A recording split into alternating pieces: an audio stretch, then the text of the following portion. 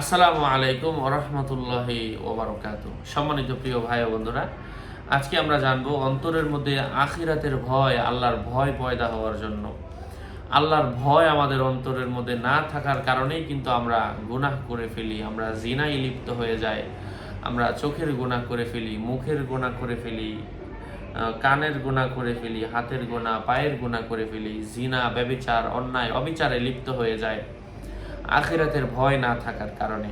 ঠিক এই একটা ছোট পোকা, মানে আখিরাতের ভয়, এই পোকাটা যখন আপনার অন্তরের মধ্যে থাকবে যে আমার আল্লাহ পাক আমাকে 24 আওয়ার্স মনিটরিং করছেন, তখন আপনার মাধ্যমে আর কোনো গুনাহ হবে না। আল্লাহ রসুল সাল্লাল্লাহু আলাইহি ওয়াসাল্লাম এর এক সাহাবী একজন আরেকজনকে জিজ্ঞাসা করলো, তুমি যখন কাঁটাযুক্ত জঙ্গলের মধ্যে দিয়ে যাও কিভাবে যাও? তুমি এমন জায়গা দিয়ে হাঁটছো চতুর্দিকেই কাঁটাযুক্ত গাছ, তখন তুমি কিভাবে হাঁটবে? তখন তিনি বললেন যে আমি তো খুব গুটিয়ে হাঁটবো, মানে আমার কাপড় চোপড় যেন ওখানে না লাগে, শরীরটা এভাবে একটু ভাঁজ করে, যেভাবে আর কি আমি নিজে সেভে থাকতে পারি। তখন এই কথাটা এক সাহাবী আর এক সাহাবীকে বলার পরে ওই সাহাবী, আল্লাহর এক সাহাবী, যেই সাহাবী জিজ্ঞাসা করেছিলেন, উনি আল্লাহ রাসূল সাল্লাল্লাহু আলাইহি ওয়াসাল্লাম থেকে শুনেছিলেন যে ঠিক এই দুনিয়াতে যখন তোমরা চলবে গুটিয়ে চলবে, কারণ দুনিয়ার চতুর্দিকে হচ্ছে রাস্তাঘাটে, পথে প্রান্তরে অনেকগুলো রাস্তা রয়েছে, সবগুলা পথভ্রষ্ট রাস্তা, সবগুলা রাস্তায় খুব সুসজ্জিত, খুবই সুন্দর।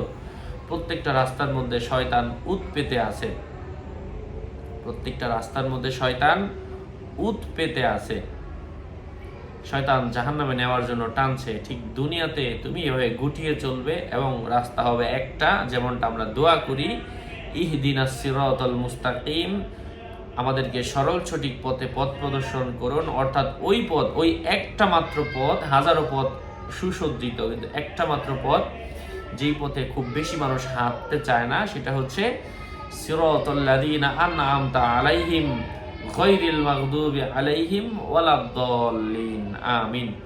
মানে যারা সরল সঠিক পথের মধ্যে আছে, যারা পথভ্রষ্ট নয়, এমন পথে আমাদেরকে চলতে হবে, নিজেদেরকে গুটিয়ে চলতে হবে। ঠিক এই দুনিয়াতে যখন আমরা নিজেদেরকে গুটিয়ে চলবো এবং অন্তরের মধ্যে আল্লাহর ভয় রাখবো, আর এই ভয় পয়দা হওয়ার জন্য আমল হচ্ছে সূরাতু আল গাশিয়া, সূরা গাশিয়া 30 নম্বর পারার মধ্যে রয়েছে।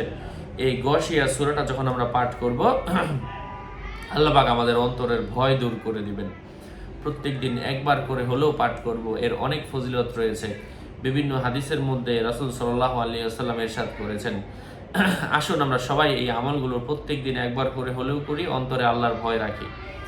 আর এই সমস্ত আমলের কিতাব, দোয়া, রুকিয়া, তাবির, তাওয়িজাত নিজে করতে চাচ্ছেন, অন্যকে করে দিতে চাচ্ছেন, কিতাবগুলা কারো প্রয়োজন পড়লে আমার থেকে নিয়ে নেবেন। 0190818369। আমি দোয়া করি আল্লাহ সবাইকে আমলের তৌফিক দান করেন। আরও আপডেট পেতে সাথেই থাকবেন। সকলের মঙ্গল সুস্বাস্থ্য কামনা করে এখানেই শেষ করছি। আসসালামু আলাইকুম ওয়া রাহমাতুল্লাহি ওয়া বারাকাতুহু।